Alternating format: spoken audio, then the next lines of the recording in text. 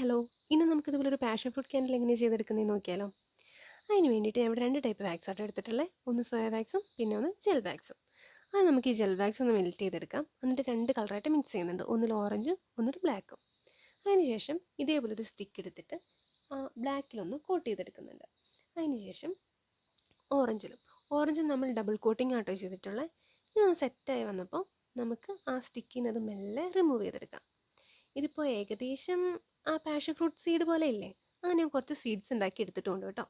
അതിന് ഒരു aluminium foil എടുത്തിട്ട് ഇതേപോലെ റൗണ്ട് ഷേപ്പ് ആക്കി എടുക്കാം. പാഷൻ ഫ്രൂട്ടിൻ്റെ ഔട്ടർ പോർഷന് വേണ്ടിയിട്ട് ഞാൻ സോയ വാക്സിൽ ഇതേപോലൊരു മജന്ത കളറാണ് കേട്ടോ ആഡ് ചെയ്തിട്ടുള്ളത്. അതും കുറച്ച് തിക്കായിട്ട് തന്നെ നമുക്ക് ലെയർ ചെയ്ത് കൊടുക്കാം. അതിന് രണ്ടാമത്തെ ലെയറായിട്ട് വൈറ്റ് കളറാണ് കേട്ടോ ആഡ് ചെയ്യുന്നത്. ആ വൈറ്റ് കളറും കൂടെ നമുക്ക് കുറച്ച് തിക്കായിട്ട് തന്നെ സെറ്റ് ചെയ്യാൻ വെക്കാം. ഇതൊന്ന് സെറ്റായി വരുമ്പോൾ നമുക്ക് ഇതിൽ നിന്ന് ഈ അലൂമിനിയം ഫോയിൽ മെല്ലെ റിമൂവും ചെയ്ത് കൊടുക്കാം കേട്ടോ.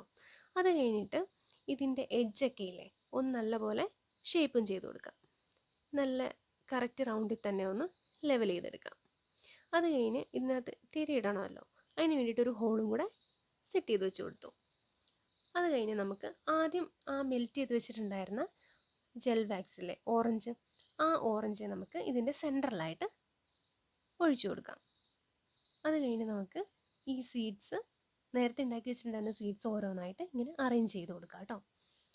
അപ്പോൾ ഇത് കാണാൻ ഏകദേശം പാഷൻ ഫ്രൂട്ട് പോലെയൊക്കെ ഇല്ലേ, അത് നമുക്കിതിനകത്തൊരു തിരിയും കൂടെ സെറ്റ് ചെയ്യാം കേട്ടോ. അങ്ങനെ നമ്മുടെ പാഷൻ ഫ്രൂട്ട് ക്യാൻഡിൽ ഇവിടെ റെഡി ആയിട്ടുണ്ട്. എങ്ങനെയുണ്ട്? എല്ലാവർക്കും ഇഷ്ടപ്പെട്ടോ?